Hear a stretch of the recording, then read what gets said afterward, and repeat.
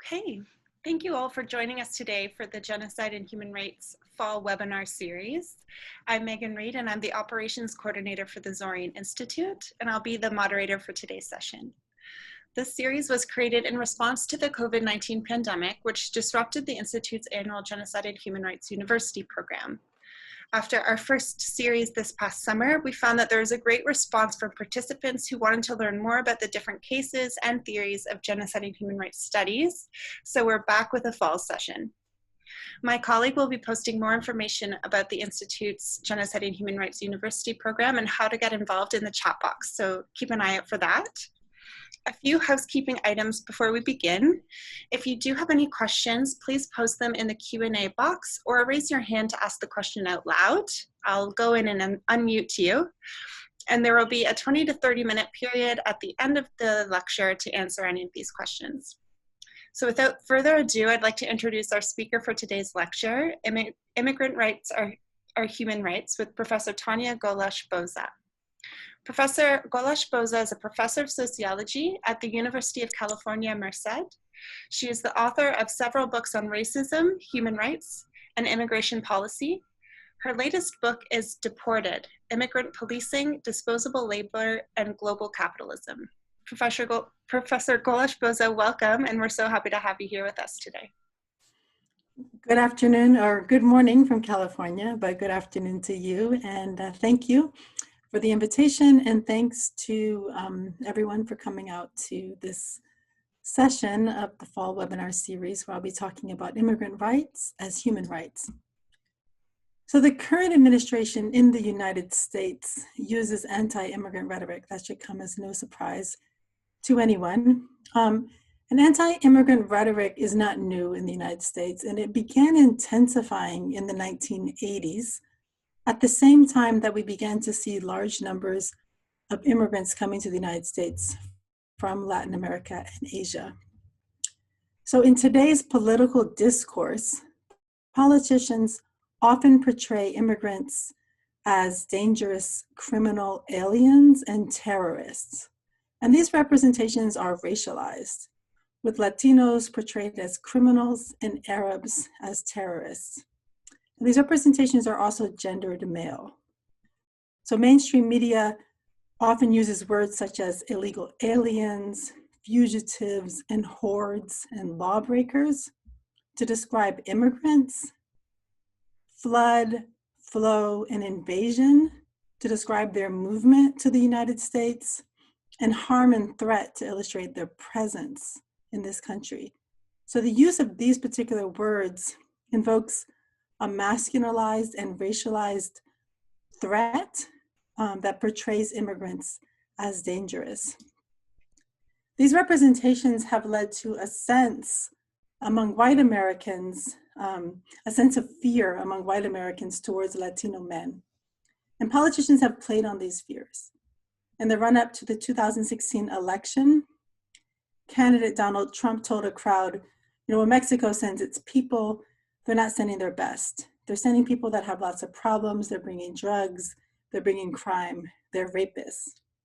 So statements like these reinforce this stereotype of Mexicans as criminal aliens. This in turn has led to an escalation of deportation from the United States, done in the name of making the United States safer from people who are perceived to be as criminal. So the Department of Homeland Security on its website says that their main role is to secure the nation from the many threats that we face. Yet most of the Department of Homeland Security budget goes towards keeping immigrants out of the United States. So this threat is not only represented in words, it also plays out in actions. But this politics of fear is not limited to one side of the aisle. Democrats and Republicans alike use the politics of fear to attract voters and assuage constituents. Democratic candidates also draw on a politics of fear to promote their electability. So Hillary Clinton told a crowd that she wants to keep track of who's in the country, implying again that immigrants might be dangerous. So my goal is to flip this script to change this rhetoric that portrays immigrants as criminals and terrorists, because this rhetoric is dehumanizing. And this dehumanization, I believe, is at the basis of punitive policies towards immigrants. And these punitive policies have significant human costs. So I thus propose that we don't talk about immigration in terms of national security, that instead we shift the discourse to talk about immigrants in terms of human rights. And that's what I'm going to do today, is explain to you what it would look like to think about immigrants as human beings with rights. A human rights perspective presumes the fundamental dignity of all people, regardless of national origin. So I refer to the Universal Declaration of Human Rights and other human rights doctrines, and I use them as a moral compass to guide my analysis of the impact of immigration policies on both citizens and non-citizens of the United States. The idea, again, being that human rights apply to everyone, not just to citizens. So they apply to immigrants and citizens the same. So a human rights perspective presumes universal equality and dignity, and also recognizes that people are members of families and communities. A consideration of the human rights impact of immigration policies in the United States requires recognizing that people have rights, not because of their citizenship in a particular nation state, but as human beings. A human rights analysis necessitates a consideration of how US immigration policies affect all people. So by applying a human rights perspective, we are compelled to see migrants not simply as workers, but as husbands, fathers, brothers, mothers, sisters, wives, and community members. And as human beings, migrants have the right to be with their family. At the beginning of this talk, Megan and I were just discussing how there's restrictions between Canada and the United States because of the coronavirus, but family members are allowed to see each other because there is this recognition that that it's important to be in family, right? So the Universal Declaration of Human Rights also recognizes that the family is the fundamental unit of society. Article 25 reads, everyone has the right to a standard of living adequate for the health and well-being of himself and his family, including food, clothing, housing, and medical care and necessary social services. The declaration also specifically states that family is the natural and fundamental group unit of society. So the importance of these family and community rights is enshrined in human rights doctrine, but they are not recognized in immigration policy. So some people might question the responsibility of receiving countries for the realization of human rights of migrants, right? So why should migrants' human rights be attended to by the country to which they migrate? Why shouldn't they just be attended to by the country from which they come? So I argue that receiving countries are responsible for migrants' human rights because countries like the United States have sown the seeds for migration. So when we think about who the immigrants in the United States are, it becomes exceedingly clear that migrants come to the United States not simply because they're poor, but because of connections created over centuries between the United States and the countries that send us migrants. There's a common misperception that people migrate just because they're poor, and I'd just like you to know that Niger was the poorest country in the world in 2009, and it only sent 183 migrants to the United States. So if people were just coming because of poverty, we would see very high numbers of immigrants from poor countries, but that is not what we see. Instead, last year in 2019, half of all legal permanent residents were citizens of 6 countries: Mexico, China, India, the Philippines, Cuba, and the Dominican Republic. So the vast majority of migrants to the United States come from a handful of countries, none of which are exceedingly poor. And the disparities in terms of undocumented migrants are even more remarkable. So in 2015, 85% of undocumented migrants came from 10 countries. So almost all undocumented migrants in the United States are either from Mexico, El Salvador, Guatemala, India, Honduras, the Philippines, China, Korea, Vietnam, and Ecuador. So countries that send migrants to the United States tend to fall into three categories. They're either countries where United States employers have recruited laborers for over 100 years. So they're part of a long-standing chain migration that goes back to direct recruitment of laborers 100 years ago. Or they're countries with which we have intensive trade relationships. Or there are countries where the United States military and CIA have been involved. So this is a list of the countries that account for the vast majority of migrants in the United States: China, Mexico, the Philippines, Vietnam, Dominican Republic, El Salvador, Cuba, Korea, Guatemala, Honduras, and India. So I'd like you to take a moment just to yourself and think, do you know which of these countries has not experienced US military CIA involvement? Do you know which of these countries is not a major trading partner with the US? And do you know which of these countries has been sending labor migrants to the United States for over 100 years? So I'll tell you already, all of these countries fall into at least one of these categories, but there are a couple of exceptions. So just to test your knowledge, and I know not all of you, or perhaps none of you, are from the United States. So just think about this. Which one do you think might not fit? So in terms of countries where the US military CIA has been involved, if you know anything about the US military, you might know that we do a lot of intervening in other countries. So the only country on this list where the United States has not been seriously involved is India, although there have been a couple of incidents, but India was a colony of Britain up until 1950, and the United States doesn't have any major entanglements in India, but it does have in all of these other countries. What about trade relationships? The United States has significant trade relationships with China, which you would know if you've ever been to Walmart in the United States, but also with Mexico. Many things are made in Mexico: the Philippines, Dominican Republic, El Salvador, Korea, Guatemala, Honduras, and India. Now we do have trade relations with Vietnam. They're just not as intensive. They're not on our top 10 list of trade relationships. And we don't have trade relationships with Cuba because there's an embargo. So we did previously have very strong trade relationships with Cuba, and the United States also intervened in Cuba and has very strong ties there, but no current trade relations because of the embargo.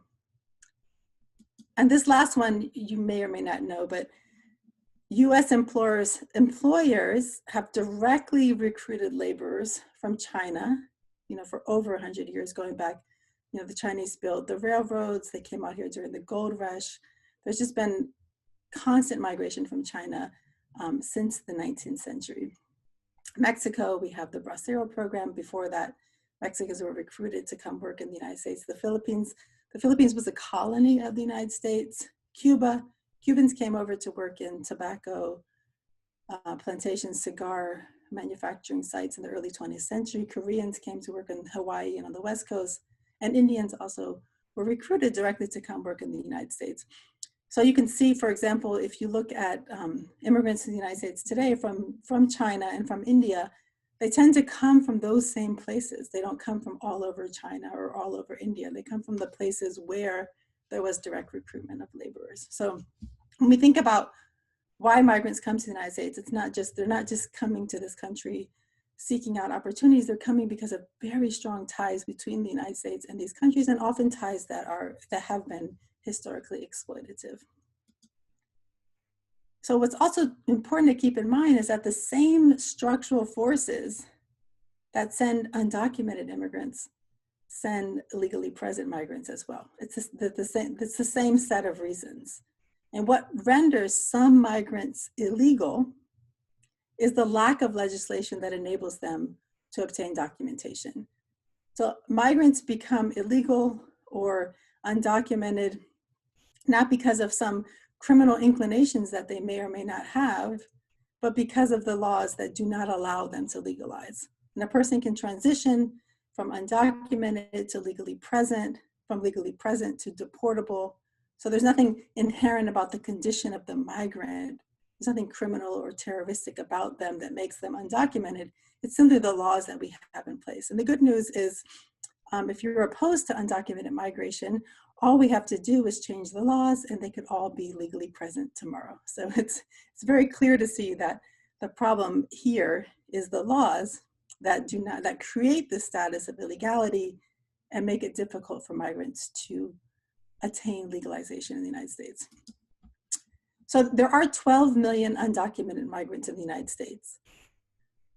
The United States has not passed any major immigration reform that would lead to pathways to legalization for significant numbers of people since 1986. And that set of laws actually applied to people who had arrived prior to 1982. So it's been nearly 40 years since the United States has offered pathways to legalization. But it's not that the United States has done nothing. The United States has responded to the growing number of undocumented migrants through raids, detentions, and deportations. One of the most tragic and well-known raids in the history of the United States happened in Postville, Iowa in May of 2008. And this raid in itself was a tremendous show of force by federal agents, led to tremendous family separations.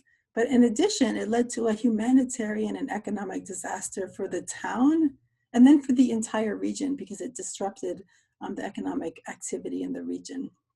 So luckily, we haven't seen large-scale worksite raids like that happened in Postville in about a decade. Instead, what we have seen are what are called community arrests. So in February 2018, ICE agents apprehended 4 Mexican nationals in the Central Valley town of Atwater, California. So the ICE agents saw 4 men buying coffee inside the store.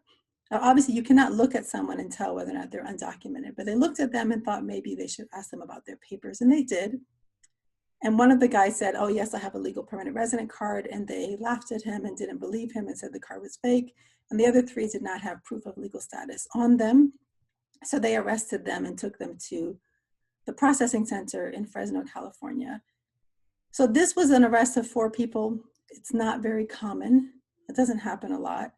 But what it does is it creates tremendous fear in communities, right? People are still talking about that arrest that happened. So it just takes one show of force like this, which was probably illegal, but probably will never be held accountable for, to create tremendous fear among the undocumented community in the whole region around this small town. The ICE, the immigration enforcement agencies, also engage in what we call home raids, or what they call home raids. This is when you have like a dozen ICE officers, heavily armed, going to someone's house, knocking on the door, and extracting the person. And they usually do this when they have a warrant, but the warrant doesn't mean necessarily that the person has committed a crime. It's just the person could have overstayed their visa or not appeared in court, and then the ICE agents will arrest them in their home. So what these worksite raids, these community raids, and these home raids have in common is they are tremendous shows of force on the part of the state. They don't actually end up deporting large numbers of people because they take so much manpower, 300 agents for the Postville raid, 12 agents to extract 1 person from their home. But they create widespread fear in communities and uncertainty and enhance the vulnerability of immigrants. But the point clearly of these tactics is to create fear. So instead of promoting the human rights of migrants, what we're seeing is we have these policies that are designed to promote fear. So once a person is arrested by immigration agents, they are taken to a detention center. So in 2019, over 500,000 people were admitted to Immigration and Customs Enforcement detention facilities. 87% of them were from 5 countries. So again, we have this tremendously draconian, punitive system of detention facilities, and it primarily focuses on people from Mexico and the Northern Triangle, and more recently from Cuba, which is a related policy issue. But basically, Latin Americans are the targets of these detention facilities.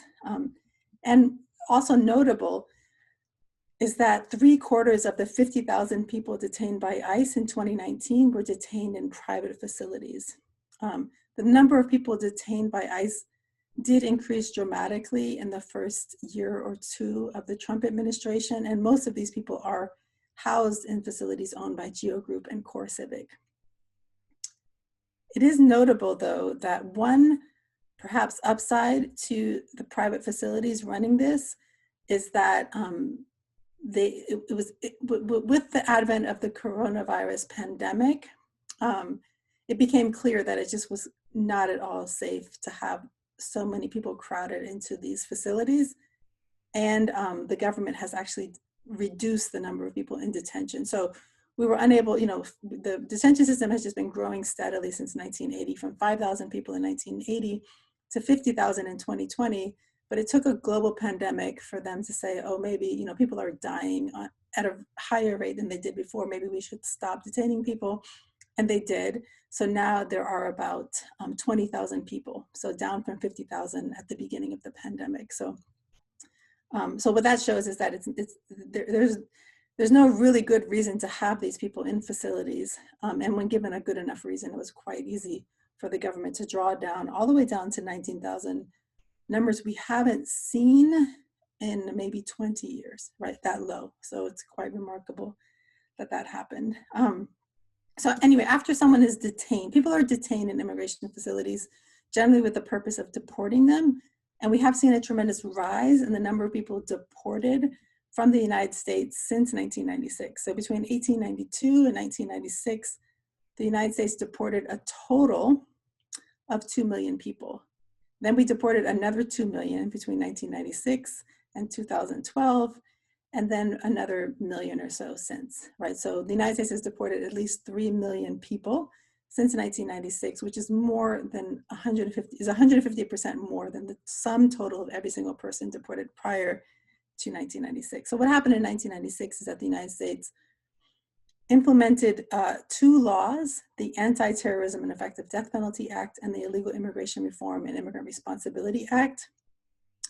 And these laws have been found by multiple human rights agencies to be in contravention of their doctrines, because these laws tremendously violate the rights of migrants in deportation proceedings. And we'll get into that in a minute, but for now I want you to just keep in mind that we are deporting more people than we ever have historically.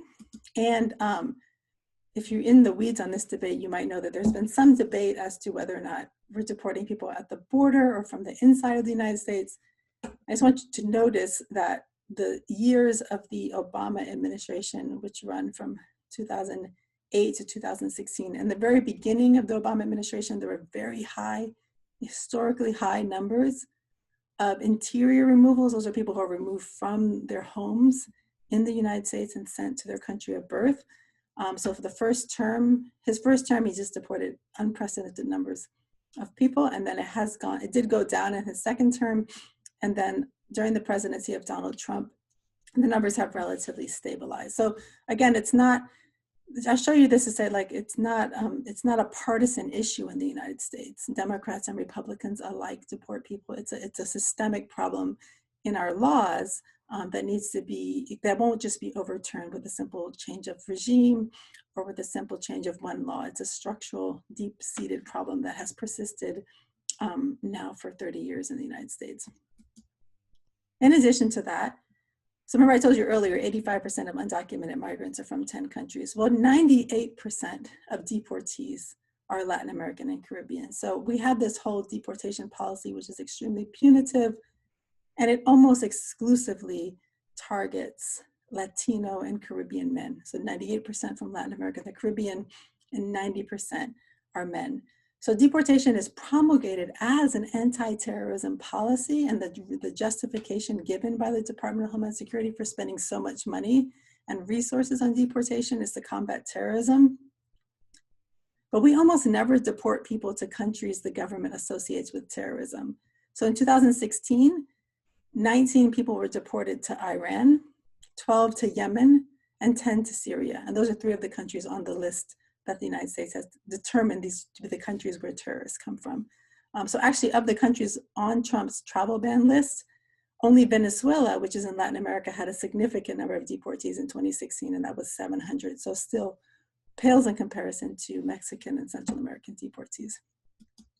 So again, just to just show you that almost all deportees are men, and the proportion male has actually increased since the creation of the Department of Homeland Security, which happened in 2003.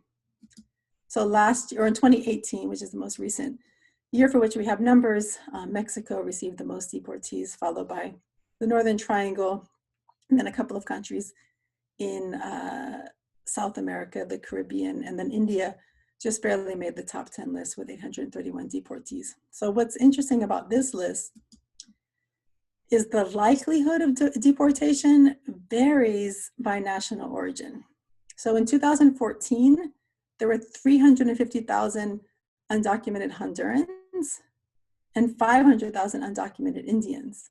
But 20,000 Hondurans were deported and 500 Indians. So Hondurans are 40 times more likely to be deported than people from India. And what this shows you is that the policy is implemented in a way that is racially discriminatory, right? So we have a policy that on the books just says, our goal is to deport people to protect the country from terrorism, but the policy is implemented in a way that is racially discriminatory, and we almost never deport people to Europe or to Asia, but almost exclusively to Latin America. So this just shows you the top 30 countries from which non-citizens come in the United States, and you can see their likelihood of deportation. So if you're from Latin America, your likelihood of deportation could be as high as 3%. And then if you're from, well, we don't really deport people to Cuba, again, because of the trade relations. But if you're from Vietnam, Japan, Germany, India, Canada, you guys are right here in the middle. And my suspicion is that it may be racialized as well. We just don't have the data on the extent to which Black Canadians, for example, might be being deported. But Canada's right in the middle, right next to England. And again, similarly, probably people whose ancestors are from the Caribbean, but that's just my hypothesis because that would be in line with the data. And then Europe and Asia, very low likelihoods of deportation. So the way that this works is that there's racial profiling in the deportation process itself, both like I explained to you with the case in Atwater, where the ICE agents just decided they were going to ask these Mexicans where they were from, or people they perceive to be Mexican, because you can't tell someone's Mexican just by looking at them.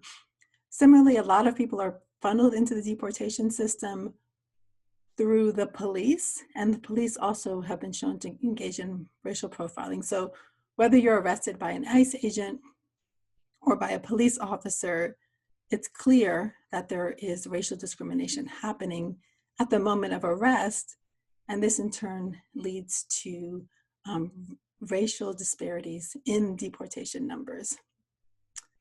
So in addition to this, so we have this policy that has increased dramatically, is racially discriminatory. In addition to that, there is not the right to due process in deportation proceedings in the United States. So this is interesting because the United States, we don't always uphold social rights and cultural rights, but the United States holds civil and political rights in high regard, but not for immigrants.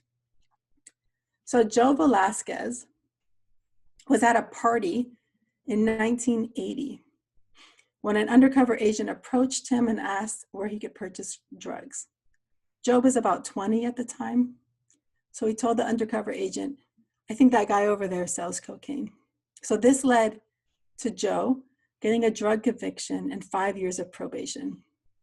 So once that was over, he never got into trouble again. He married a US citizen, had 3 children, and opened up a sandwich shop in Philadelphia. He figured his past was behind him. And it would have been if Joe were a US citizen.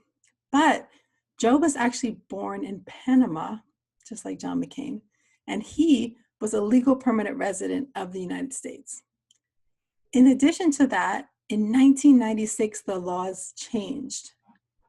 So even though his case did not make him automatically deportable when it happened and when he pled guilty under those circumstances, the 1996 laws meant that in 1998, when Joe Velasquez was 52 years old, he was arrested at the airport on his way home from vacation and taken to Hudson County Jail. where he was to be detained because he faced mandatory deportation to Panama.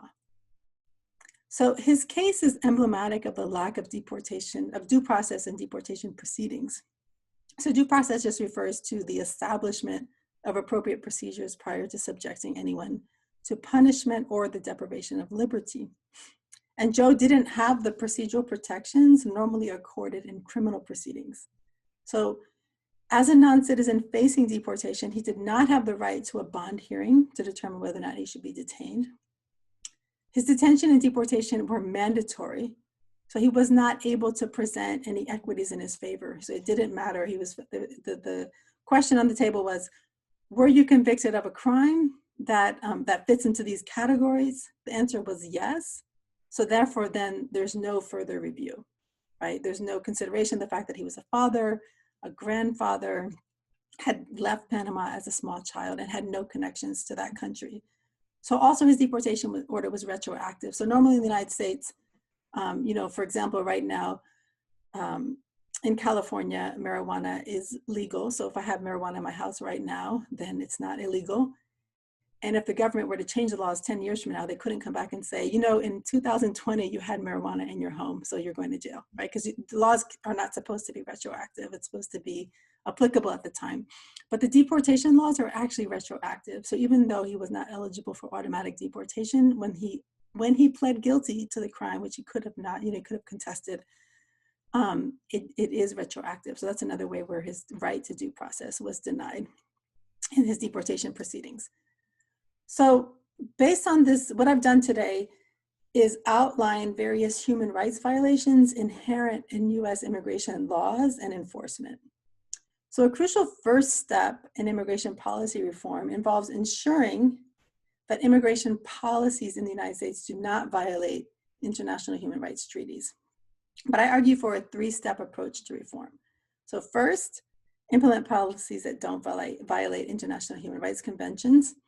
Secondly, pave the way for legalization. And thirdly, align migrant entry policies with the reality of globalization. So if we were to align US immigration policies with the human rights vision, we would create a situation where people in the United States are recognized for having the right to form a family, the right to due process, the right to freedom from discrimination, the right to freedom from arbitrary detention, and the right to not experience cruel or unusual punishment.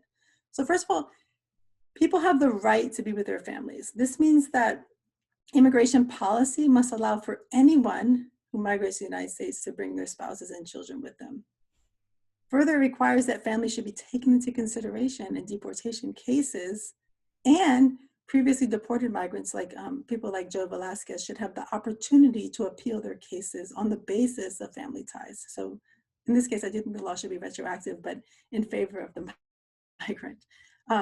Secondly, it requires the right to due process in all immigration cases. That means that people who are living in the United States who are facing deportation should have the right to a fair trial by an independent judge. Because currently immigration cases are not heard by a judge. I mean, they're called an immigration judge, but they actually work for the Department of Justice, which means that they're actually in the executive branch, not in the judicial branch. People have the right to freedom from discrimination, and this will require a revision of practices by ICE and Border Patrol that do racially discriminate, have been found to racially discriminate against people. People should have the right to not be arbitrarily detained, and this requires ending the mandatory detention of non-citizens.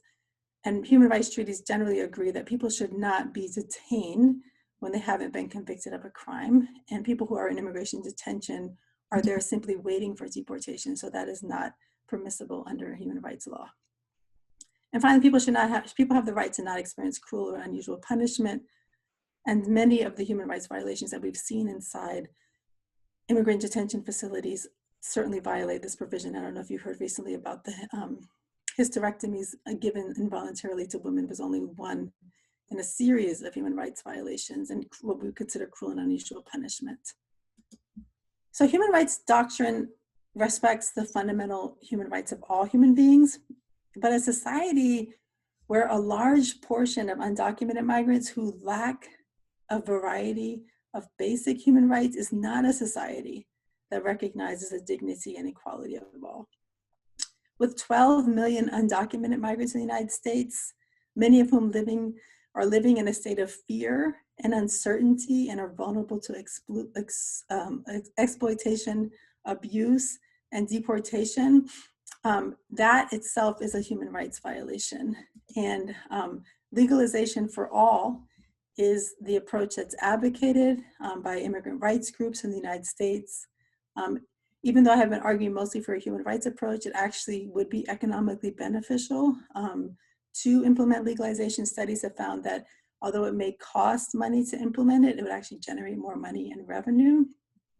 And basically, the United States is spending a lot of money on enforcement, and that money could be spent instead to uphold the human rights of migrants. So legalization for all would take us a long way towards fulfilling the human rights of migrants in the United States, but it's not enough because legalizing all immigrants without reforming the entry policies and addressing the issues of due process highlighted in this presentation will be short-sighted. So even if all undocumented migrants in the United States were able to legalize today, 10 years from now, we find ourselves in the exact same situation with a new population of undocumented migrants. So this is the unspoken truth in policies around immigrant legalization, is that it's a temporary fix.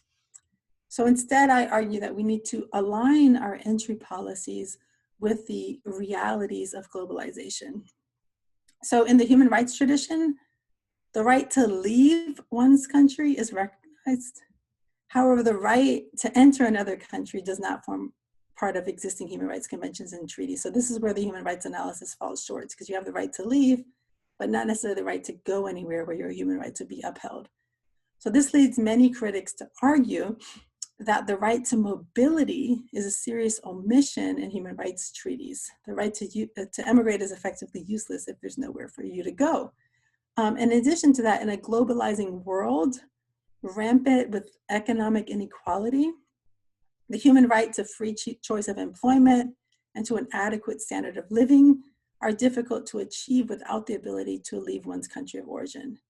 So throughout this presentation, I have invoked international human rights doctrines and explained how US immigration policies violate these doctrines. Yet I would contend that human rights doctrines do not go far enough insofar as these doctrines do not grant the right to mobility. Human rights traditions recognize the rights of states to determine who can and cannot enter their territories. However, there's no guidelines for determining how states should regulate entry into their countries.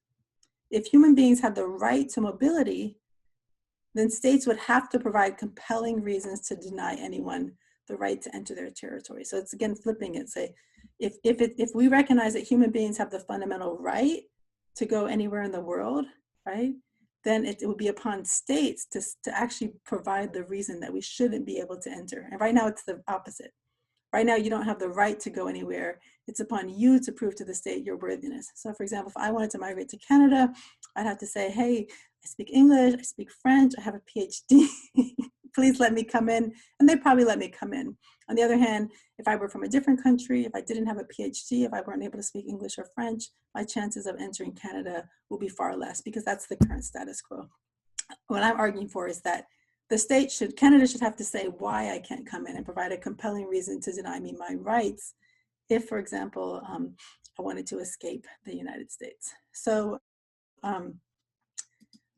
in conclusion, a discussion of the right to mobility is an ethical and moral debate, but it should also be based on social scientific evidence of the inevitability and consequences of emigration in order to create effective policy.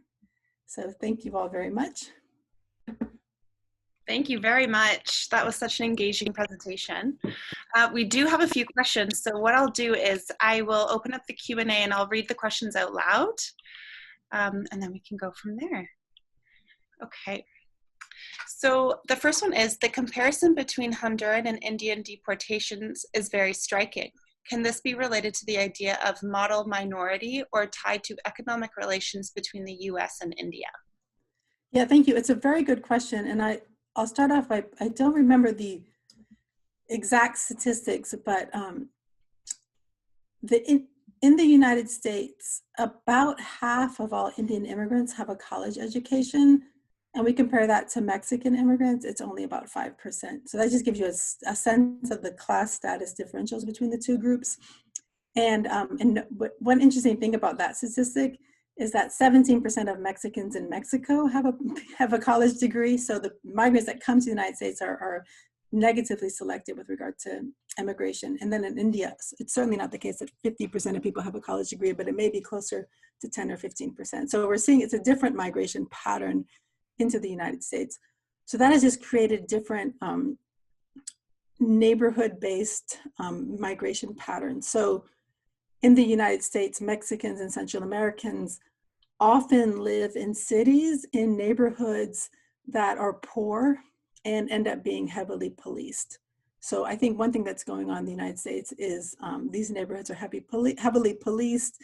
Latino youth are criminalized in cities like Oakland and Los Angeles, and this leads to them having a higher likelihood of deportation. And that we don't see that pattern with Indian immigrants. They're more likely to come from higher educated families. Their communities are higher educated, and they're not living together in communities where they're racialized in the same way. So Indian immigrants certainly face discrimination in the United States, but they don't face criminalization by police officers. So that's related to some extent to the model minority myth, but I'd say it's even more related to just a different demographic pattern. And the minority myth is related to that demographic pattern more broadly, so yes. Great, thank you. And we do have another question. Are there any repercussions, health, mental health, rates of suicide on migrants being removed from their families? Yeah, thank you for asking. So today the presentation focused on the human rights consequences of immigration policy and kind of on the policy angle and the big numbers behind things. But I've also done research with people who have been deported from the United States and with people in the United States whose family members have been deported. And certainly, so I mean, you can just imagine someone who spent their whole life in the United States. They came here when they were 2 years old, and then they end up deported to Jamaica or the Dominican Republic or Guatemala or Brazil as a teenager, as a young adult, or even as an older person. And yes, it certainly leads to depression, deprivation, homelessness, I mean, a whole host of problems for the deportee themselves, and usually himself, because it is mostly men. In addition to that, it leads to all kinds of complications for the family left behind. And I'll just give you one example of a story just to sort of show what happened. So I met a guy in Guatemala, and when he was living in the United States, he had a flooring business. So he had a successful business putting wooden floors into people's homes. And he was deported after getting into a car accident, and he left the scene of the accident. He didn't report it to the police. And anyway, so that led to him going to jail because of that incident, right? Leaving the sentence, I mean, the crime was leaving the scene of an accident. So he was deported to Guatemala, the country he had left as a youth, and he went with his wife and his kids because, they did have financial resources, but they did not have the ability to sort of set up life again in Guatemala. Their family was all here. They didn't have connections in Guatemala. The kids struggled in school. The wife wasn't able to get used to life in Guatemala. And so she came back to the United States. I mean, he told me they took $200,000. This is unusual that he had so much money because he just was able to sell everything and come. But even with that tremendous financial resources, he wasn't able to make a new life for himself in Guatemala. Effectively, his wife came back, and then now she works at a gas station, right? So I mean, she's making minimum wage. The prospects of their children have completely changed. And he works in a call center, so in Guatemala. So he makes enough money to get by in Guatemala. She makes enough money to scrape by in the United States. But you can just imagine the cascading effects for this family, right? So both, they lost they're no longer with the father. And then the children are growing up now in poverty where they previously have been growing up middle class. And that's just one example of the, millions of people who've been deported from the United States. Okay, we do have another one. Is, and if so, how, the United States using mainstream media to further maybe divide and center the discourse on fear and hatred? Yeah, so one way to think about it is, why does the United States have 12 million undocumented migrants? Why don't we just legalize them? It's so easy, just pass a law, give them all legal status. So what I and many other people argue is that there's really a confluence of interests that prevent that from happening. So many people benefit from the undocumented status of migrants. So Department of Homeland Security benefits because it gives them a big budget and they get to do things with it. Politicians benefit because they get to blame. Donald Trump blames everything on immigrants, even though it's not clear that they're to blame. And then the media gets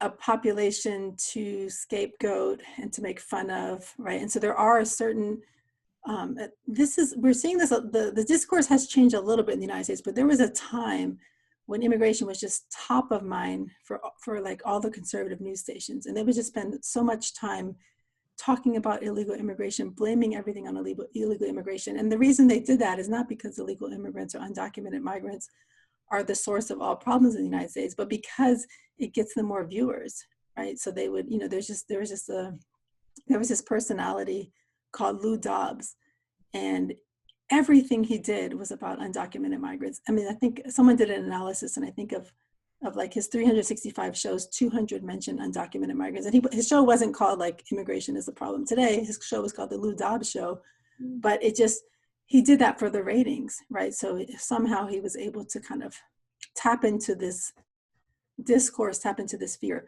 So yes, so the mainstream media definitely further divides and creates hatred by tapping into these hateful discourses, and they do it because they perceive it to enhance their ratings. Mm-hmm. And you had touched on this a little bit in terms of the rates of people who are in detention centers during COVID-19 and how they've actually gone down. But has this impacted rates of deportation as well? Yeah, so that's a very good question. Interestingly, I've been studying deportation for a long time, and when President Obama was in office, they wouldn't ever release numbers. But for some reason, the Trump administration is actually way faster, but they're still not that fast. So we actually have data on detention, which I'm surprised that I have data on showing the detention numbers at 19,000 in I think September or October. It's very recent numbers. It's very hard. It's always been very hard to get that. But I haven't seen comparable deportation numbers. And that would be normal. The fiscal year ended September 30th. So normally it would take, actually under the Obama administration, it would take like 18 months, although it has normally taken a little less time to get those numbers. And so the thing is, there may be numbers out there, but they're not really reliable until you get like the annual report from the Department of Homeland Security. And I did check and I didn't see, I think the 2019 numbers that I showed you, those were the most recent I could find. Actually, I think this is 2018. Okay. Most recent numbers I could find. And that's normal, that you don't normally find numbers so quickly. So detention numbers are down and deportation numbers probably, but we don't know. I mean, most likely down for all kinds of reasons related. I would just imagine that policing is happening also in a different way right. with COVID, but we don't have the numbers to be sure. And can you speak a little bit more about your own research in this field? And have you done any work on the ground with migrants or deportees? Yes, so I have a book called Deported, and it's based on 150 interviews with people deported from the United States. So what I do in that book is, for that book, I interviewed people in Guatemala, the Dominican Republic, Brazil, and Jamaica. And I chose Dominican Republic and Jamaica because large numbers of people there are deported on criminal grounds, like almost over 90%. I wanted to understand why that was as compared to Brazil and Guatemala, who were deported on non-criminal grounds. And one of the interesting things that I found was that the Jamaicans and the Dominicans, their pathway to deportation was almost always arrest. Like they almost always got deported because they were arrested by a police officer. So that helps us to sort of understand the racial profiling that goes on, particularly with immigrants from the Caribbean. And with Guatemalans, there were many that were arrested through arrest. Even if they were deported on non-criminal grounds, the police were still like a factor in their deportation. And with the Brazilians, it was a totally different pattern. where they were coming, they came across to the United States at a particular time when they would get caught at the border and then released with a court date, but then ICE would have access to their information and then they would go to their homes and get them. So they were actually more likely to be deported through home raids, and then sometimes also through the police, because then ICE would share that information with police, and if they get pulled over for a traffic ticket, then they would get deported on those grounds. So it was interesting to see the different pathways into deportation in that. But yes, I've done that work. And then I also have 50 interviews with people in California who have a family member deported, that we're trying to understand how having a family member deported is similar to or different having a family member incarcerated. That's really interesting. And you mentioned that it's largely men being deported. Can you speak about some of the unique experiences for women, and how do the current laws further minimize them?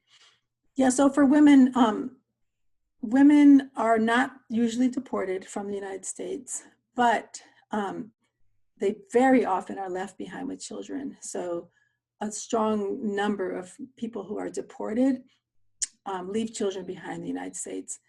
Occasionally, family members decide to try to reunite in the country of birth, but often, you know, that's not the best option for the family. So the women end up staying behind. And the women sometimes, you know, they always experience a loss of income, sometimes a steep descent into poverty. Actually, one of the most troubling scenarios is when the woman does get deported, and oftentimes the father is out of the picture and there's children involved.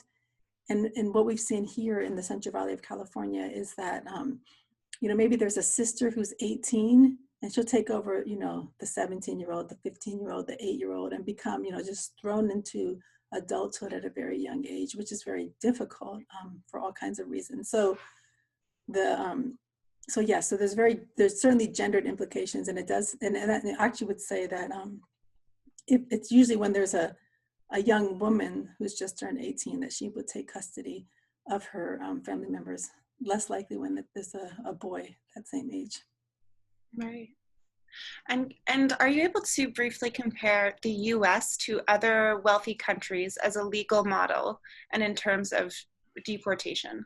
Yeah, sure. So some countries like France and England do take human rights into account to a certain extent, right? So the right to be with your family is taken into account far more in English and British law than it is in the United States.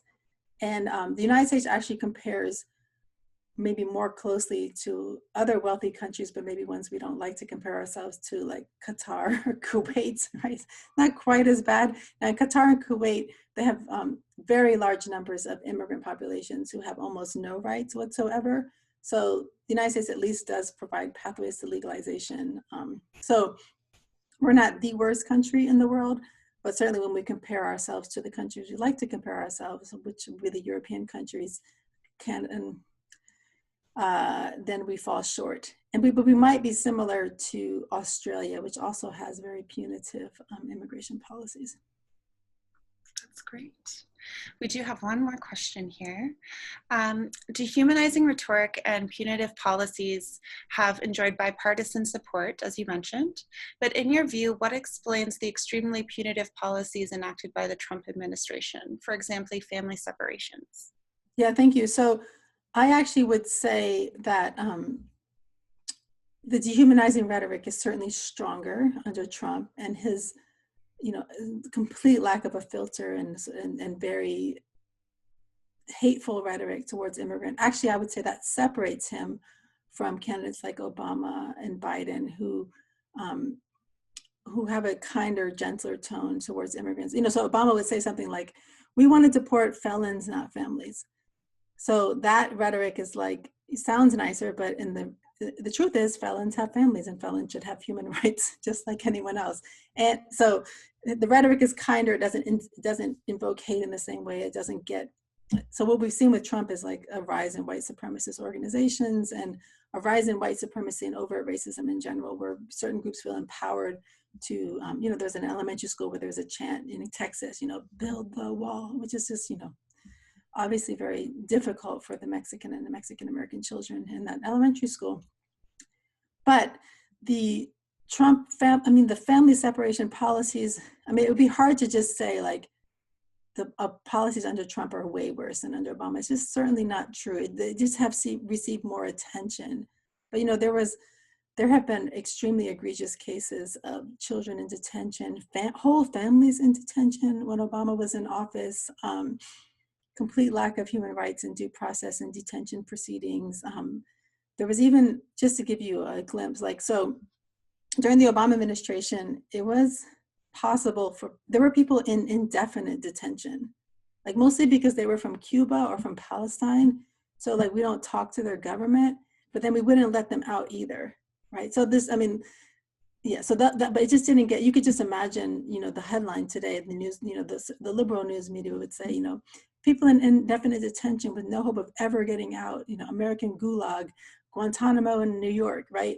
But that didn't happen when Obama was in office, even though the human rights violations were quite egregious. So I won't, you don't want to, it's not like you don't want to have an Olympics to see which one is the most terrible, but I will say that the policies during the Obama administration will also engendered a lot of human rights violations.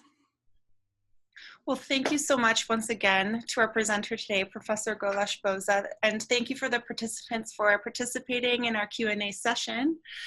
We did record this session, and it will be available on our website and our social media platforms tomorrow. So feel free if you need to go back or look at anything, or if you want to share with your colleagues or friends, you're able to do that. And please don't forget to register for our next webinar next Tuesday at 3:30 p.m. We'll be discussing oral history, human rights, and the laws, the importance of preserving testimony for justice efforts with Anush Bagdasarian. And finally, we are still hoping, fingers crossed, that we can host our summer program in 2021. If the world is healthy and people can travel safely, that is our goal. So if you want to learn more about the program, please feel free to visit our website or contact us if you have any questions. Thank you so much again for your time and for this wonderful presentation. Thank you. Thanks to all the participants for coming, and thank you for a great job hosting, Megan. Thank you very much. Take care. We'll talk soon. Yep. Bye-bye. Bye.